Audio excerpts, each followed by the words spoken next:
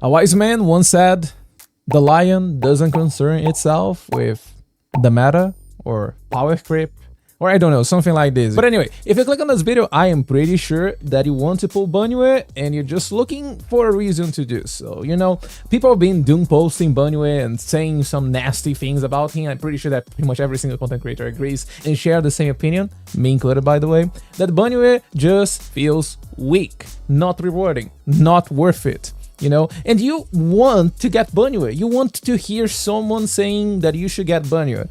Maybe that's not what you're going to find on this video. But you know, it's that time of the patch where I make the Shujufu videos. A video where I go over the character, the value that they are going to provide for your account, so I can help you decide either a character is worth your pulls or not. A quick reminder that if you are a waifu gamer, or husbando gamer in that case, since we have Banyue right here, well, feel free to pull characters that you enjoy. And while I can't help you with this, I know someone that can definitely help you. Listen, we both know how important it is when it comes to saving money on these gacha games, and that's where LDShop comes in. LDShop.gg is a top-up platform that offers massive discounts and good prices for a lot of different games, including Zone Zero. All you need is your server and the UID, and you're good to go. You just select what you want to buy, fill up everything here, you press top up, and then you're going to get a confirmation detail page. Make sure everything here is correct, because of course you want to get your polychromes and your internet membership, right? You just wait a little bit and your polychromes are going to be delivered to your account that fast. Look at this. And you know there's double top-up bonuses that you get on the first time you buy one of those monochrome packs.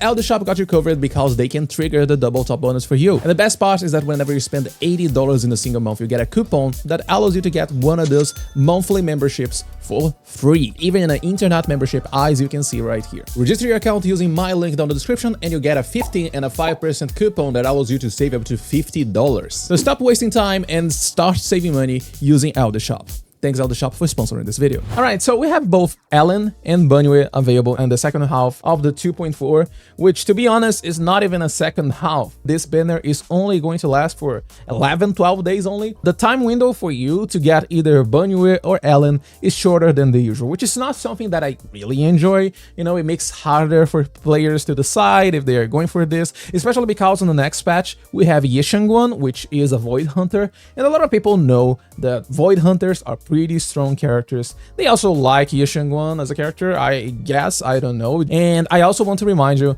that on the version 2.6, it's highly likely that we're getting the Angels of Delusion, characters that people have been waiting for a really long time. They showcase her on the Game Awards special promotional video.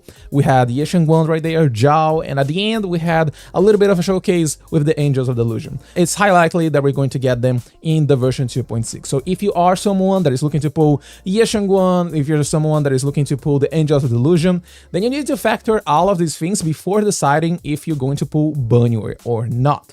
But first, let's talk a little bit about Banyue. So earlier today, I was finally doing the HIA event where you can farm some scores with Banyue based on the special attacks that you use, damage, and everything. You know, it kind of works like the battle tower, but for Banyue.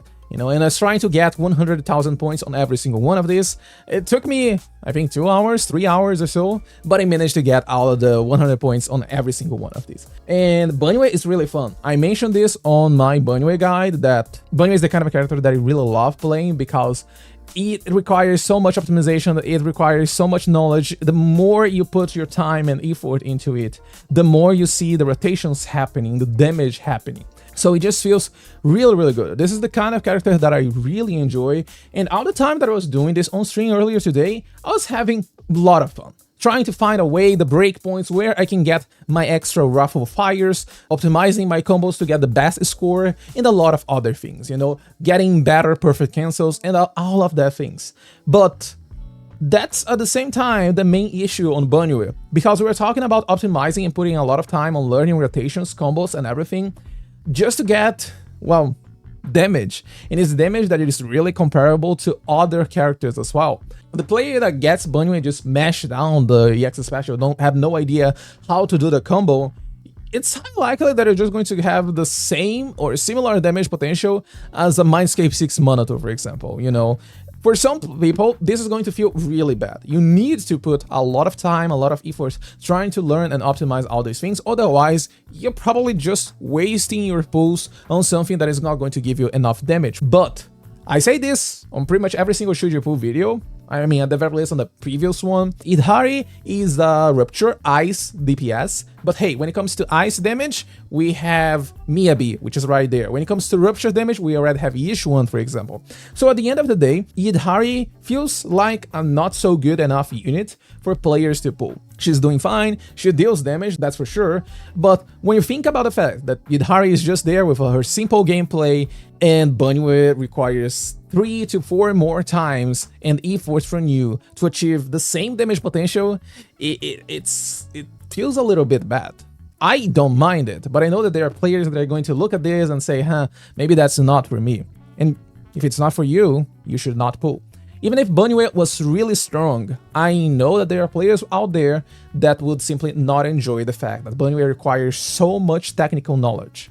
You see, I am someone that enjoys the technical knowledge. I know a lot of people that used to play Harumasa for so long, not because of his damage, but because of how fun the gameplay feels, how good it is to optimize the rotations and everything. People are going to play Banyue because of how fun the character is, and this should always be your top priority when deciding your pulls, especially in a game like Zenless, where you play these characters. It's not just about the power level of the unit. If you don't have fun with your character, it doesn't matter how strong they are, you're not going to enjoy this character, because here you need to play the character. So basically speaking, if you're looking for a fire DPS, a fire rupture DPS, it's high likely that Banyue is not a good pull for you. If you already tested Banyue on the HIA event and you like the gameplay and you're looking to get someone that is going to be really fun for you because you enjoy the gameplay style, and this is not going to hurt your pull plans in the future because we have Ye Shangun right there. Friday we have the special program and we're going to get more information about her. We have Angels of Delusion in the other patch, so if you are someone looking for Angels of Delusion, you need to make sure that Banyue is not going to hurt your future pull plans. Me, personally, I said today multiple times on stream, I really would love to get Banyue, but I also love Ye Shangun. She's going to be a waifu pull for me, and also on top of that, I'm also looking to get the Angels of Delusion. I am simply not going to pull Banyue, simply because there's no way I'm going to find all the pulls to get all of these characters one after the other. So it is what it is. I'm going to stick with my Manato at Mindscape 6, or even my Yishuan, for example, and get my clears on Deadly Assault, on Shiyu, whatever I need, a Rupture or even a Fire DPS. And about the signature engine, the numbers are kind of similar, just like any other Rupture DPS. If you have the signature, well, that's pretty good for you. If you don't have the signature, you could use a crit stick or something like this. And the main problem is that all of the Rupture engines that so far, they only give you sheer damage for their specific attribute, which basically means that, for example, only Idhari can make use of the sheer damage of her signature engine, only Yishuan can make use of the sheer damage of her signature engine, and of course only Banyue can make use of the sheer damage of his signature engine. If you're thinking about pulling Banyue's signature for Manato, because I know that there are a lot of Manato players out there that would love to get an upgrade for Manato, I don't recommend doing so. The difference is really minimal, so just stick to your Grill Wisp at phase 5 and enjoy your Manato gameplay, especially because Manato can make full use of the crit rate that you get from Grill Wisp, also the fire damage as well. Banyue, on the other hand, can't make use out of the crit rate from Grill Wisp, since Banyue does not lose HP while doing his basic attacks. And just to wrap it up, let's talk a little bit about Ellen. Is she worth your pulls? Maybe. She's pretty much in the same situation as Banyue when it comes to her damage potential or gameplay, because in my opinion, I feel that Ellen fell off, even though she still performs really nice on some of the endgame content. For example, on Marionette, we had a lot of Ellens doing pretty good scores against it, but that's mostly because we still get other support agents that can still provide interesting damage potential for these other characters, these old units, you know. Dialing adds so much extra damage potential to these old characters because of the access to one extra ultimate, the Daze potential giving you access to more stun windows, and many other things, you know. So, at the end of the day, if you're looking to pull Ellen, you should keep this in mind. You need really good supports to make sure that your Ellen is going to deal the damage that you're looking for. So at the end, if you're looking to pull Ellen because you like the character, you like her gameplay, go for it. She's still performing well on the end game content, assuming that you have the good supports for her. But if you're looking to just get an ice DPS for your ice coverage, then Ellen is honestly not that amazing. All right, we have other ice options. We have, for example, Miyabi, and we also have Idhari. Miyabi is having some issues with the end game content because of all the unfreezable content that the devs keeps adding to the game, and bosses that takes reduced damage from anomalies. At the end of the day, Miyabi still needs to play around anomaly buildup if you want to optimize and maximize her damage potential. So all of these changes, the bosses that the devs keep adding, definitely hurts Miyabi quite a lot. Idhari is a rupture DPS. She just basically deals raw damage to all of the enemies. So Idhari is definitely an amazing option. She works real well, and I would say that she even feels a little bit free to play because you can just use her with Pun and Lycan, and there you go. You have a pretty nice team.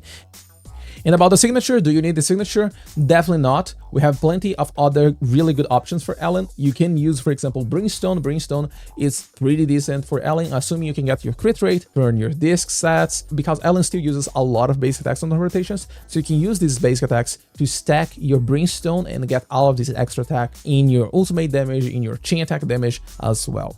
The signature is pretty good as it gives a lot of crit rate for your Ellen, ice damage as well. And you can also use a crit stick such as Hugo's signature. You can use Evelyn's signature as well. There are multiple options if you're looking to get this crit rate, but you definitely don't need Ellen's signature if you're just looking to get damage out of your Ellen. Anyway, that's it for today's video. Let me know your pool plans in the comments down below, and I really hope this video could help you decide where you're going to spend your pools in the next few patches, since, well, we also know that in 2.6 it's high likely that we're going to get the Angels of Delusion. Thank you so much for watching this video. Have a good day, good night, wherever you are, and I'll see you next time. Muzzy, are still thinking about doing viewer pool party? Let's be for real. Is someone pulling Banyue? Like, I know 2 people that are probably going to pull Banyue. Like, there's no way I can do a pool party with 2 people. It's impossible.